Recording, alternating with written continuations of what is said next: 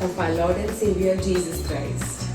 On behalf of Springs of Life Ministries, we welcome you all to one more Sunday service to praise and worship our mighty Lord and Savior Jesus Christ.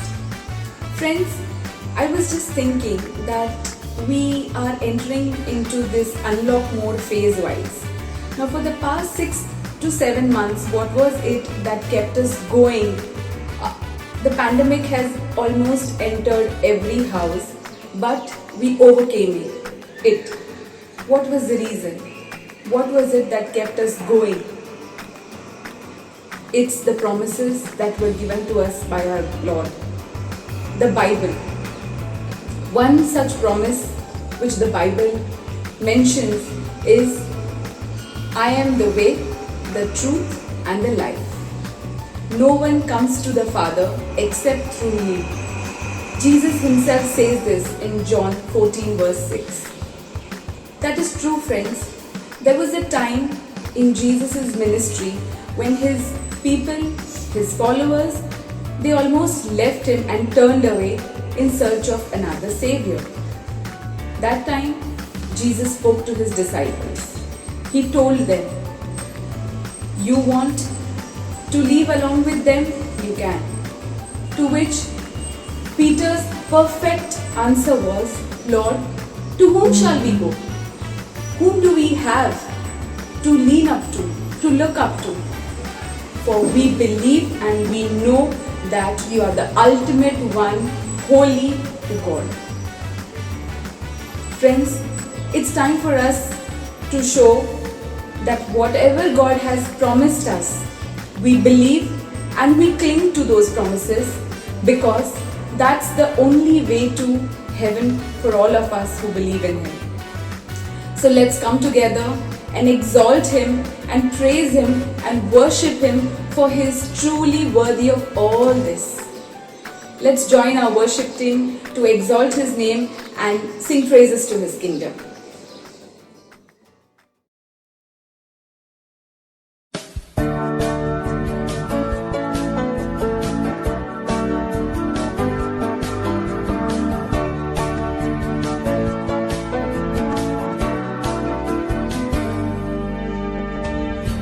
We want to see Jesus lifted high, a banner that flies across this land, and all men might see the truth and know He's the way to heaven. We want to see Jesus lifted high, a banner that flies across this land, that all men might see the truth and know He's the way to heaven. We want to see Jesus lifted high. We want to see Jesus lifted high. Step by step we're moving forward, little by little taking ground. Every prayer a powerful weapon, strongholds come tumbling down and down and down and down. We want to see Jesus lifted high, a banner that flies across this land, that all men might see the truth and know He's the way to heaven. We want to see Jesus lifted high, a banner that flies across this land, that all men might see the truth and know He's the way to heaven.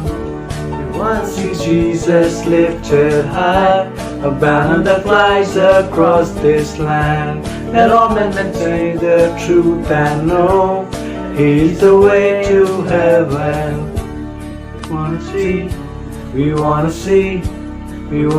Jesus lifted high. We want to see Jesus lifted high. We want to see Jesus lifted high. We want to see Jesus lifted high.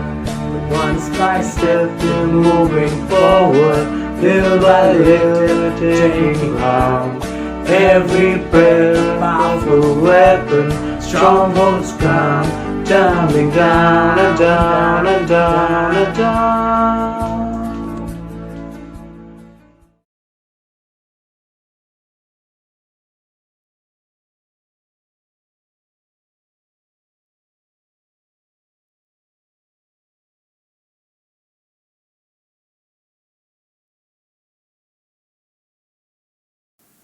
Our God is a great big God. Our God is a great big God. Our God is a great big God, and He holds us in His hands. Our God is a great big God. Our God is a great big God. Our God is a great big God, and He holds us in His hands. He's higher than the skyscraper, and He's deeper than a submarine. He's wider than the universe and beyond my wildest dreams. And He's known me and He's loved me since before the world began. How wonderful to be a part of God's amazing plan. Our God is a great big God. Our God is a great big God. Our God is a great big God, and He holds us in His hands. Our God is a great big God. Our God is a great big God. Our God is a great big God, and He holds us in His hands. He's higher than the skyscraper, and He's deeper than a submarine. He's wider than the universe and beyond my wildest dreams. And He's known me and He's loved me since before the world began.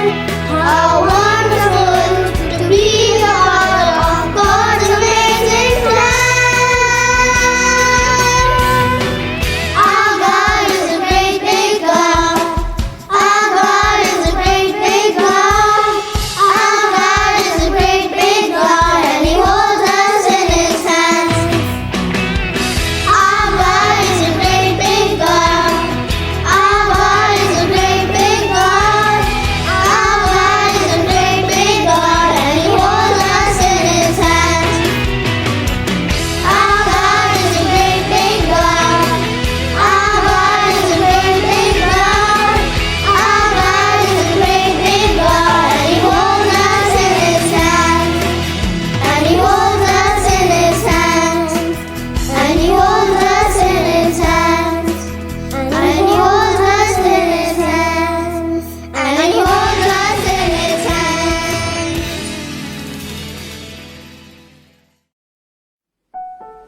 Good morning, church. Mark 11:24 says, "Therefore I tell you, whatever you ask in prayer, believe that you have received it, and you will receive it." Let us join our hearts and pray to our Lord and Savior, Jesus Christ. Heavenly Father, Lord Jesus Christ, we thank you for this day. We thank you for giving us this opportunity to come into your presence through this online medium. We thank you, Lord, for this life that you have given us, Lord, for the freedom that you have given us in this life, Heavenly Father, for keeping us safe, for keeping us in your care, for keeping us in your protection, Heavenly Father, Lord, for giving us a meaning to our lives, Heavenly Father, Lord. You have always been leading us, and you will always lead us, Lord. We pray to you this morning, Heavenly Father, in the expectation, Heavenly Father, Lord, that you will continue to protect us and continue to guide us and continue to keep us, Heavenly Father, with you, close to your heart, Heavenly Father, Lord. This morning, Lord, we specially pray for the children, Lord, of our church, the children of our country, and across the world, Heavenly Father, Lord. We pray, Heavenly Father, Lord, for their education, Heavenly Father, that they receive the right education in these days also, Heavenly Father, Lord. For the privileged and for the underprivileged, Heavenly Father, we pray that the facilities are available to everybody, Lord. We pray, Lord, that the children are able to manage studies in this online medium, Heavenly Father, Lord. We pray, Lord, that children can experience the companionship of their friends in physical manner soon, Heavenly Father, Lord Jesus Christ. We pray for peace in their hearts, peace in their minds, Heavenly Father. Be with them and support them, Heavenly Father, Lord. We pray for each and every child, Lord, who is there amongst us, Heavenly Father, especially, Lord. Heavenly Father, this morning we also pray for our nation, Lord. We pray, Lord, that you bless our nation, Lord. We are seeing, Heavenly Father, Lord, that the cases due to the pandemic also are coming down, Heavenly Father, Lord. And we pray to you, Lord, that people are able to exercise restraint in the right manner, Lord, so that the number of cases keep going down, Lord, so that the effect of this pandemic reduces, Heavenly Father, Lord. And we know, Lord, through your power, through your strength, you can destroy this pandemic, Heavenly Father, Lord. Heavenly Father, Lord, we pray, Lord, for people who are underprivileged, Lord, for the people who are not receiving incomes, Heavenly Father, Lord Jesus Christ.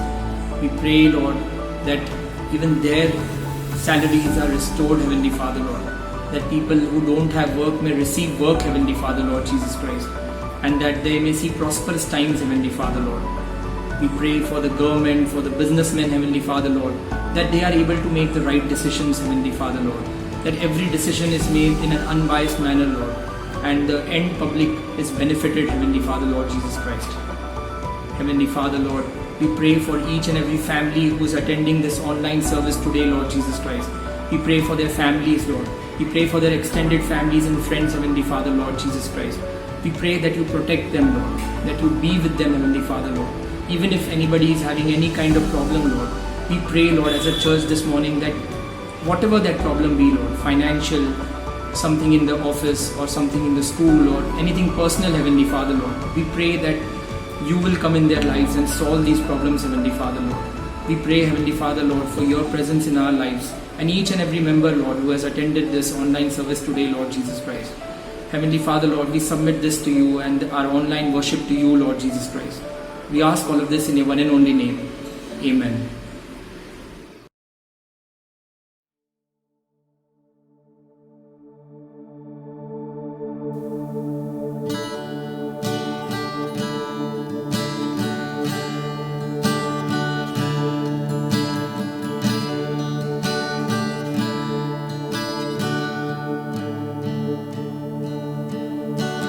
Light of the world, you sent down into darkness.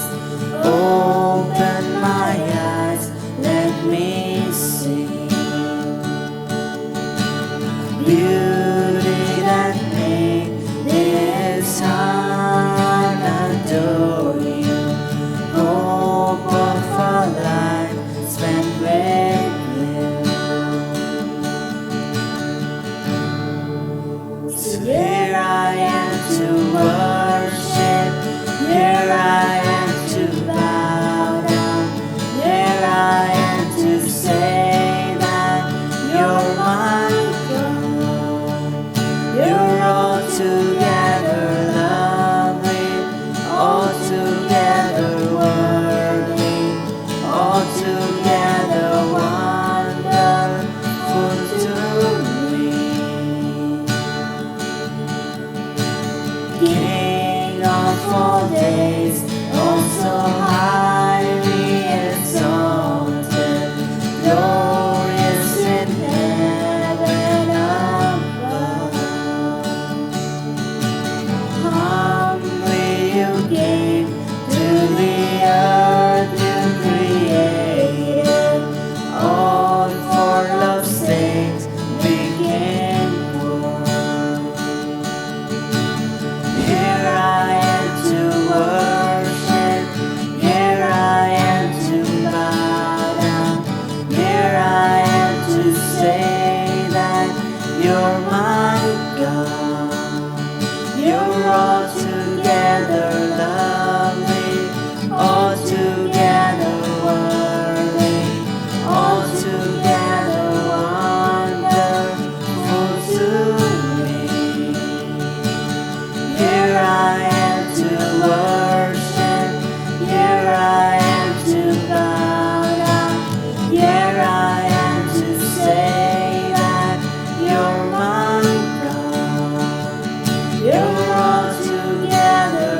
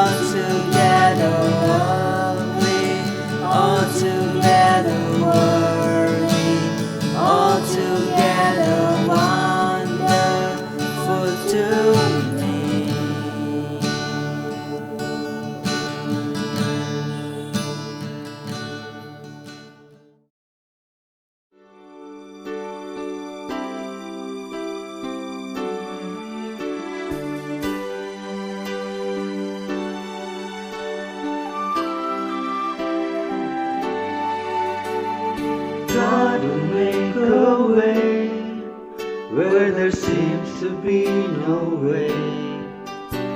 He works in ways we cannot see. He will make a way for me. He will be my guide. Hold me closely to His side. With love and strength for each new day, He will make a way. He will make a way. God will make a way where there seems to be no way.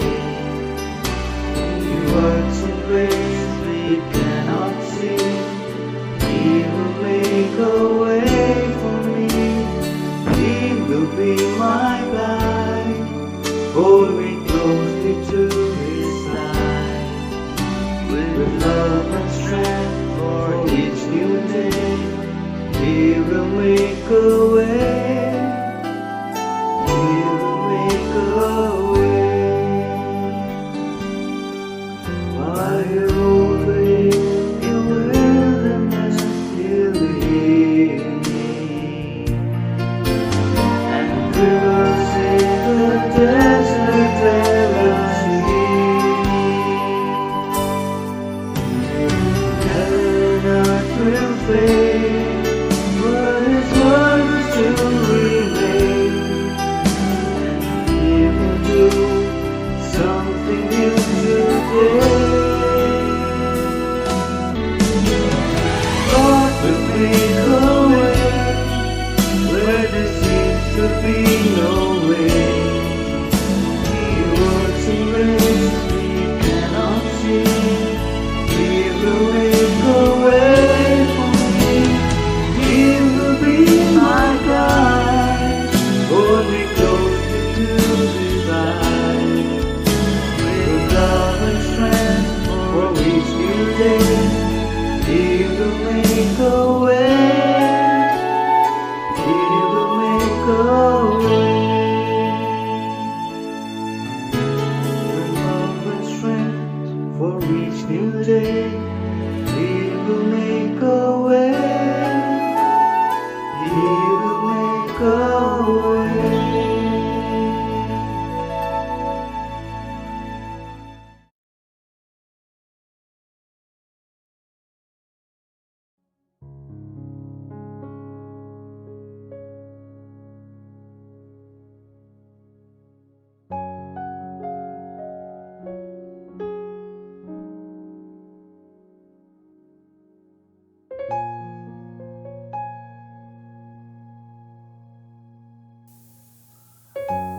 Praise the Lord. Shalom to you all and good morning once again. We are glad that we could connect this Sunday morning. I trust and pray that you are doing well and all is well with your family. We are now in the middle of November and now the preparation and planning starts towards Christmas. I do not know where the year has gone, but now we will plan towards Christmas and then New Year. We are doing this series on Hebrews chapter 11, people of faith, people who were commended for their faith. And today I would be speaking on Samuel, Prophet Samuel, and more on Prophet Samuel, on the sons of Prophet Samuel. So I would slightly deviate, and we have been speaking on faith and men of faith and how they worked their faith and the things they did through faith, just trusting God and believing God. But today I would like to speak on the sons of Samuel and how we who walk in faith must ensure that our children, that our offsprings also walk in faith. 1 Samuel chapter 3 from verse 10 to 14. The Lord came and stood there, calling as at the other times, Samuel, Samuel. Then Samuel said, Speak, for your servant is listening. And the Lord said to Samuel, See, I am about to do something in Israel that will make the ears of everyone who hears about it tingle. Interesting. I am about to do something in Israel that will make the ears of everyone who hears about it tingle.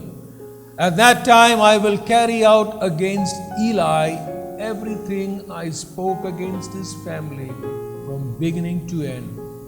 For I told him that I would judge his family forever because of the sin he knew about. His sons blasphemed God, and he failed to restrain them. Therefore I swore to the house of Eli, the guilt of Eli's house will never be atoned for by sacrifice or offering. Extremely strong words spoken by God to the boy Samuel. Therefore I swore to the house of Eli, the guilt of Eli's house will never be atoned for by sacrifice or offering. The Lord was with Samuel as he grew up.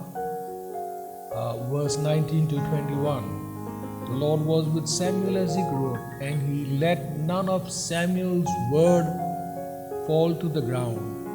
And all of Israel from Dan to Beersheba recognized that Samuel was attested as a prophet of the Lord. The Lord continued to appear at Shiloh, and there he revealed himself to Samuel through his word. 1 Samuel chapter 8 from verse 1 to 6. When Samuel grew old, he appointed his sons as Israel's leaders. The name of his firstborn was Joel. The name of his second was Abijah. And they served at Beersheba. But his sons did not follow his ways. They turned aside from dishonest gain and accepted bribes and perverted justice. So all the elders of Israel gathered together and came to Samuel at Ramah. They said to him, You are old, and your sons do not follow your ways.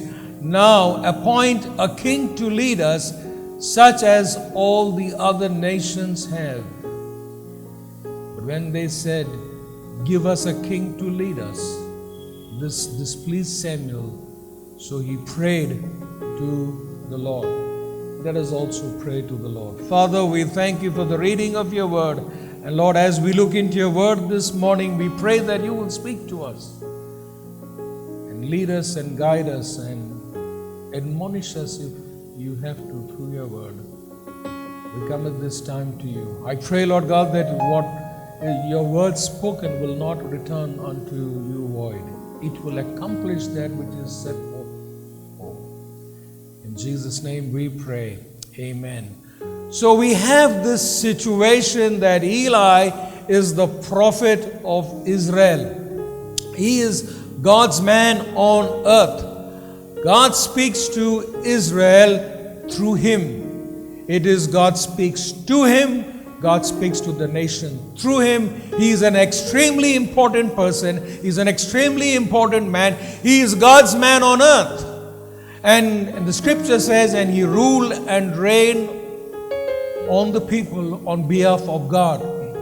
He performed sacrifices for the people. So he was the go-between between God and man. Now you must know this was the old time, the Old Testament. So we have this intermarriage, we have this priest. Today we are a royal priesthood, a holy nation who is called out of darkness into his marvelous light. We have access to God the Father directly. But at that time, the people did pray, and they would also pray, but they would come for important things to the prophet, to the priest. and he would do that on behalf of Israel, on behalf of the people. And Eli is the man. But what happens is Samuel, who is left in Eli's home by his mother, by a covenant she made to God, if you bless me and give me a son, I will ensure that he will be in your service. And she comes and leaves a little boy, Samuel, in Eli's home. And now we find that Samuel is growing up and he's becoming from a small boy to a young man, and he's getting into adulthood and maturity and more responsibility. And the word of the Lord comes to Samuel, and he tells him that, look, I have been extremely disappointed with Eli. Eli's sons are not following me. Eli's sons are doing things detestable to me. And what is discouraging and disheartening is that Eli knows about it, and Eli is not saying anything about it, and therefore they have this silent approval of Eli. And I am so angry and upset with Eli that I am now going to replace him. I'm not only going to replace him, I am going to replace his sons and the full family of Eli. They will no more be priests to me. Not only did God say that, he said, the guilt of Eli's house will never be atoned for by sacrifice or offering. Meaning to say, God has made up his mind. Enough is enough. Time out. We need to get you replaced. What a sad thing. That's what happened. And then we find that Samuel is growing, and now Samuel is, as the scripture said, the Lord was with Samuel as he grew up, and he let none of Samuel's words fall to the ground. And all Israel from Dan to Beersheba recognized that Samuel was attested as a prophet of the Lord. What does this mean, that his words not fall to the ground? It means that whatever Samuel said, God ensured it was done. If Samuel spoke it in faith and he said it, God would ensure it was done. And that was the power of Samuel, and that is the authority of Samuel. And the scripture says, and all of Israel recognized that Samuel was an attested prophet of the Lord. Means there is no doubt. Eli is out of the scene. Samuel is come. Samuel is moving in signs and wonders and the power and the authority and the anointing of God, and he is now the man. He is the man. Now we see in 1 Samuel 8, when Samuel grew old, he appointed his sons as Israel's leaders. And they served Bathsheba, but his sons did not follow his ways. They turned aside from dishonest gains and accepted bribes and perverted justice. And their sin and their misbehavior was so much that the elders said, we cannot accept them as prophet. You have grown an old man. Time is running out on you. Before you leave the scene, we don't accept your sons as the next prophet because of their behavior, their conduct, their lifestyle. We don't. Give to us a king. How sad. How sad. We have Eli the prophet sitting in the temple, ruling, reigning, the man, God's man on earth. God communicates to him. God communicates to him, to the people. Then we find Samuel coming and replacing Eli, and Samuel is also the same thing. Samuel speaks and God ensures it is done. And people saw that he is God's man on earth. And whatever Samuel said, they did, they followed. But again they find the same problem like Eli.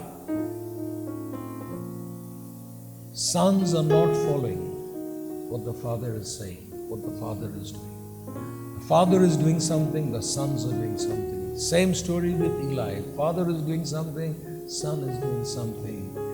And now, in the first instance, God replaces Eli's sons. Now the people are asking for a replacement of Samuel's sons, and saying, we don't accept them. And this displeased God, and Samuel prays, and God says, they want a king, give them a king. My story, my topic is not about king and queen and prophet and king. What I am driving today is, my concern is that people who pray and preach and teach and heal and move in the anointing of God and do the right things, say the right things, many of their sons and daughters do not follow the Lord. And it is a concern. A big concern. How come as parents, when we follow the Lord, we obey the Lord, we hearken to the Lord and do all the things which the Lord has asked us to do, we do, but then we find and get into a situation where our sons and daughters do not follow the Lord. And that is what I tend to address or tend to touch this morning with God's help.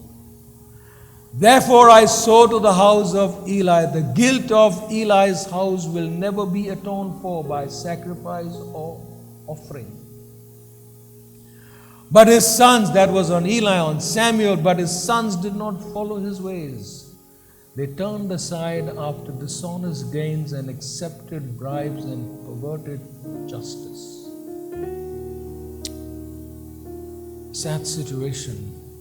But both in the house of Eli and the house of Samuel, we see a similar situation. And my concern today is we see similar situations today in the 21st century. We see the similar situation in our home. We see the similar situation in the families of people who go to church, who attend church, who pray, who are regular. We find the similar situation of not only people who attend, leaders of the church and pastors of the church. And that is the concern which I have today. Deuteronomy chapter 6 from verse 4 to 9. And this is what God tells Israel through the prophet Moses. And this is what God is telling Israel. And this is what Israel is supposed to do. Hear, O Israel, the Lord our God, the Lord is one. Love the Lord your God with all your heart, with all your soul, and with all your strength. These commandments that I give you today are to be on your hearts. The commandments of God is not to be in our mind. The commandments of God is not to be in our brain, where we can recite and speak and teach and preach and all. The commandments of God is supposed to be in our hearts, which means when it is in our heart, we will do it. We do things what is in our heart. We are guided and followed by our heart. Yes, the brain does have a role to play, but it is the heart which basically directs many of the things, the emotional things which we do. Impress upon them on your children.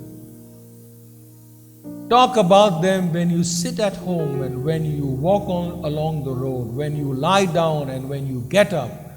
Tie them as symbols on your hands and bind them on your foreheads. Write them on the door frames of your houses and on your gates. So this is a commandment which God has given to Israel through the prophet Moses. And what is the commandment he's saying? And that is the 10 commandments. And what is he asking them to do with the 10 commandments? He's saying, impress them on your children. The importance of God's commandments. Tell your children. Let them understand the commandments of your children, to your children. Talk about them when you sit at home, when you walk along the road, when you lie down and when you get up. What do we do when we sit at home? Most of the time it is watching TV or on the mobile phone on the net. But God is telling something which is relevant and applicable today. Although at that time there was no television and no mobile phones. It is applicable today. God's word is applicable today, now, in our homes, in our lives.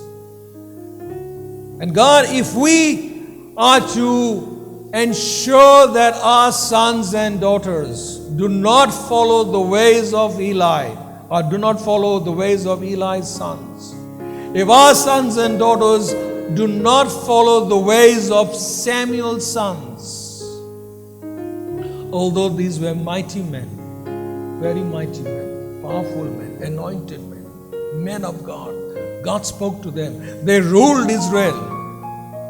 They reigned over them. They were the priest, they were the prophet, they were even the king, the ruler of Israel. And such were these men. But these men had sons who did not follow God. Not only did not follow God, God detested with them, and God said, I will not accept the offerings or the sacrifices of Eli. Such is the abomination I have towards them. And I will not have nothing to do. I have made up my mind. And when it comes to Samuel, the people have made up the mind. We cannot follow men like this. Men who are dishonest, men who are corrupt, men who do not reverence God, men who don't follow God, men who don't fear God. What went wrong with Samuel and Eli? I believe that they didn't impress the 10 Commandments on the children, on their sons. They did not talk about them at home. And God is saying, the commandments I have given to you, impress them on your children. Talk about them when you sit at home, when you walk along the road, when you lie down, when you get up. Tie them as symbols on your hands, bind them on your foreheads. Write them on the door frames of your houses and on your gates.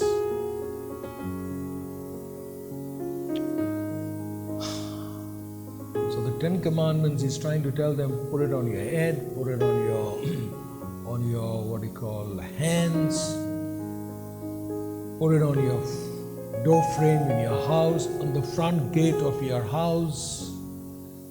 Let people know, let your family know this is what you are supposed to do. But I don't know whether Eli and Samuel did it. They could have done it as an ornamental piece, which no one read, no one believed, and no one followed. And that is why we find this mess which they have brought their household into. Now today we are supposed to hide your word have I hid in my heart that I will not sin against you. I do know that people wear crosses around their neck on the chain and in their amulets and bracelets and all these things. They have the cross and some Bible verses and well, these are all ornamental pieces and decorative pieces. God is interested in our heart, whether His word is in our heart. And when I talk about child, when He says, tell this to your children, these commandments I impress on your children. What is children? We need to define. Some would say, until they reach maturity, they are children. Some will say until they reach the age of 18, they are children. Some will say until they are married, they are children. They are our responsibility. But at that time, they were children till they were in their parents' home. Till they stayed with their parents, they were children. The moment they set up their own home, which was when they got married, that's what Scripture says, then shall a man and a woman leave his father's and mother's house, and the two shall be one, and they make their own home. At that time, the parents lose the authority on the children. They are now having their own home and their own authority. Till then, they come under the authority of the parents. So what is children? A child could be 2 years old, like our granddaughter Ahava, or 25 years old, like Joshua before he got married. They are children. And once they set up their own home, then they are accountable to God directly. Till then, we have responsibility over them. And I like to just read some scriptures which King Solomon gave in the Proverbs, where he says, "Discipline your children and they will give you peace. They will bring you the delights you desire." So discipline is a godly thing. Today we don't like the word discipline. Discipline seems to be a very strong word. So many places, many versions have replaced it by the word train. Train your children and they will give you peace. They will bring you the delights you desire. Proverbs 22:6, "Train up a child in the way he should go, and when he is old, he will not depart from it." Proverbs 19:18, "Discipline your children, for in that there is hope. Do not be a willing party to their death." I like to repeat this again. And if you like the word train your children, for in that there is hope. Do not be a willing party to their death. Let me tell you, Eli and Samuel was a willing party to the death of their sons. A strong statement, but an accurate statement, a biblical statement.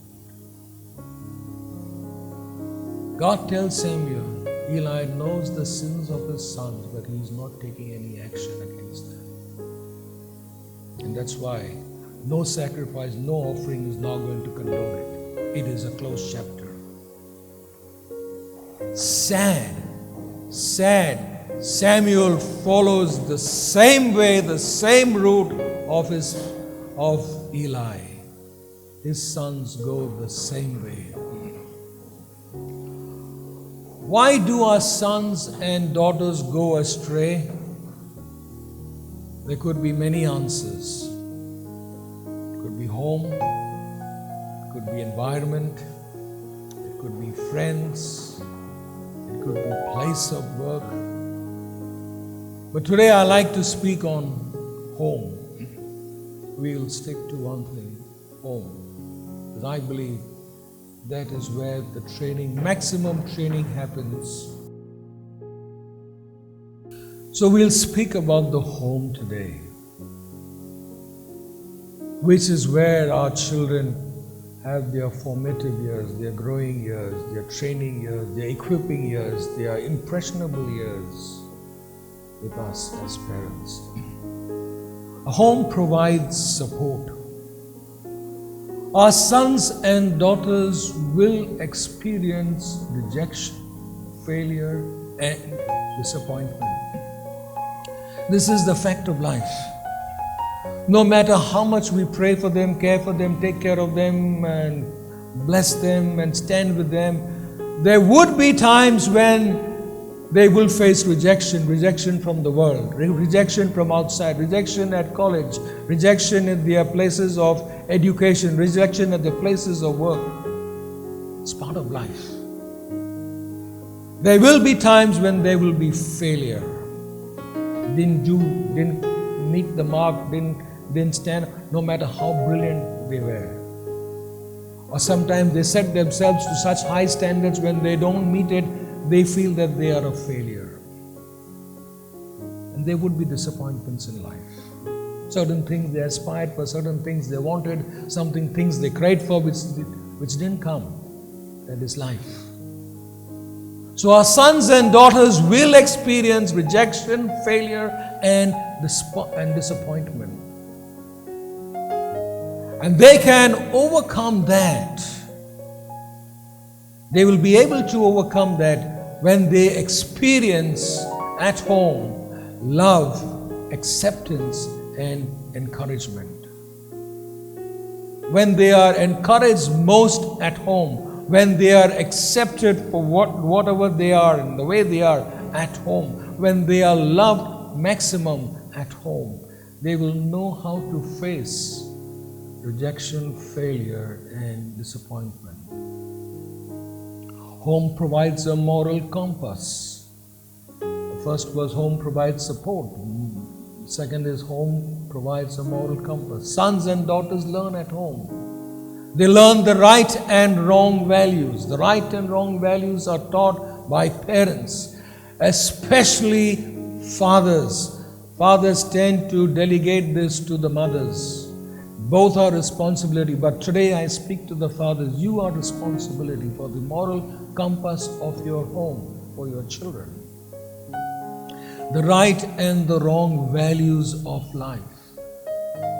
At home is when they learn to serving others.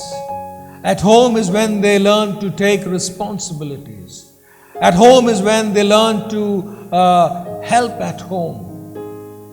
At home is where they learn to be kind and compassionate.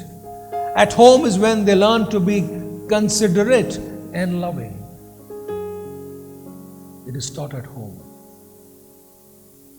Many of us would outsource it to the Sunday school or to the church. No. Church will do what it has to do. But these values and these principles are taught at home. So home provides a moral compass. If there is a breakdown in the behavior of the father, if there's a breakdown in the behavior of the parents, then it will reflect in the children. I do not know what went wrong. It just appears and seems that Eli and Samuel were so busy at work and so busy ministering to people and so busy praying for people or doing whatever they were doing, they had no time for their sons. And that's why they get into this situation.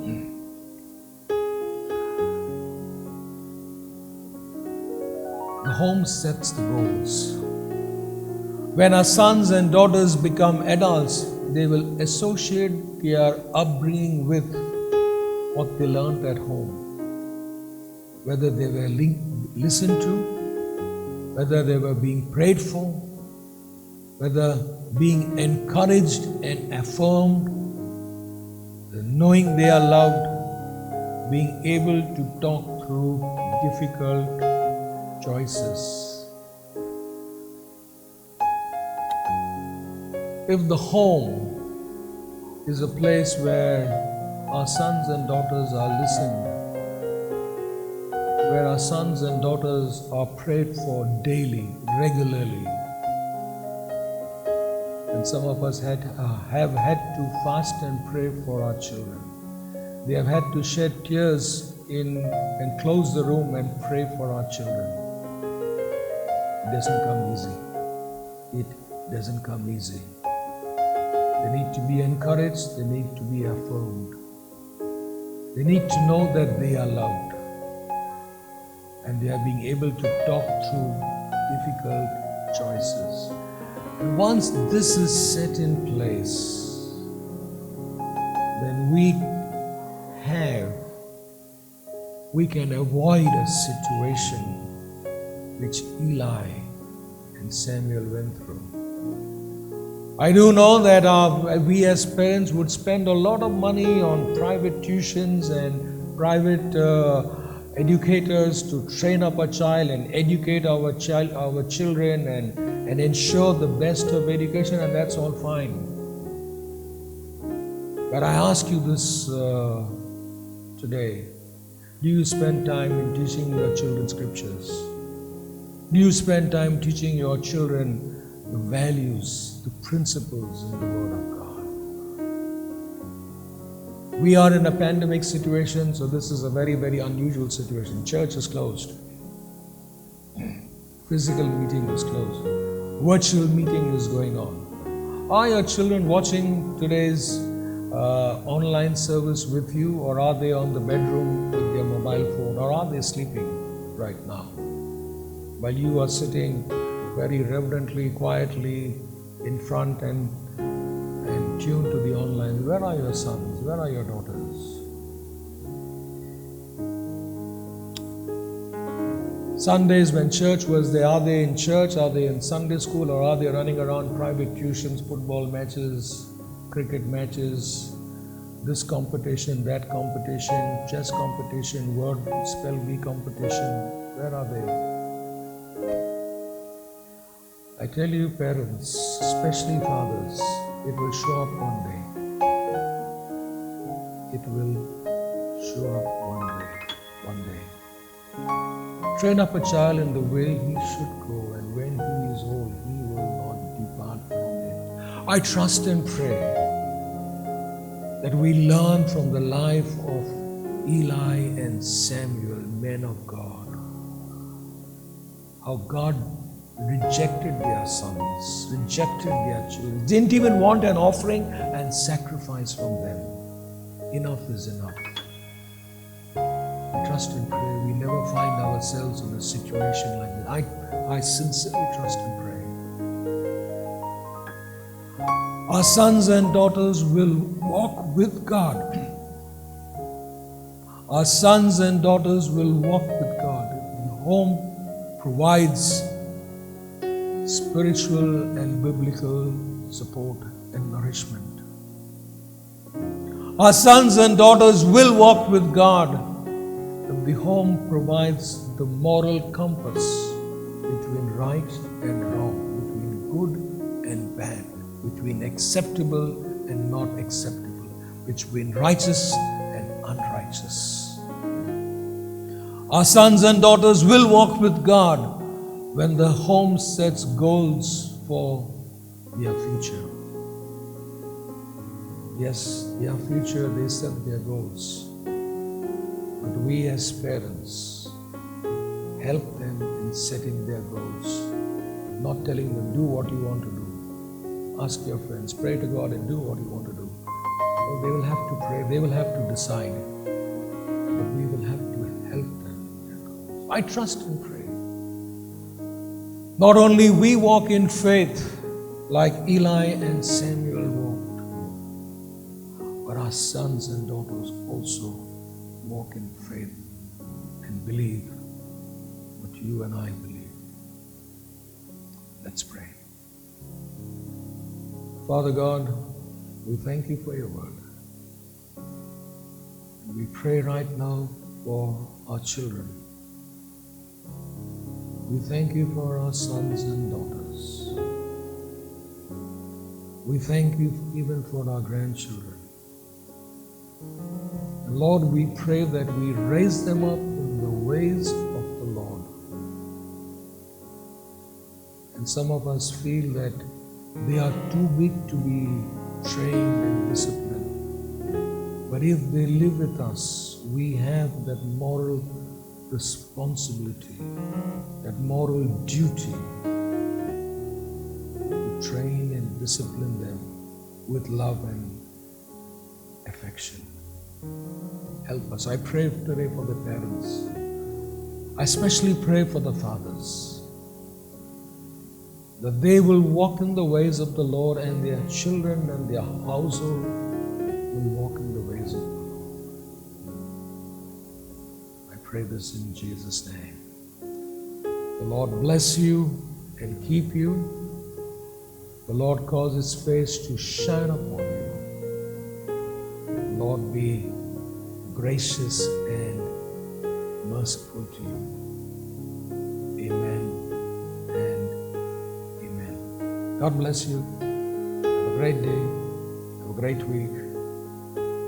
Do connect with us in our weekly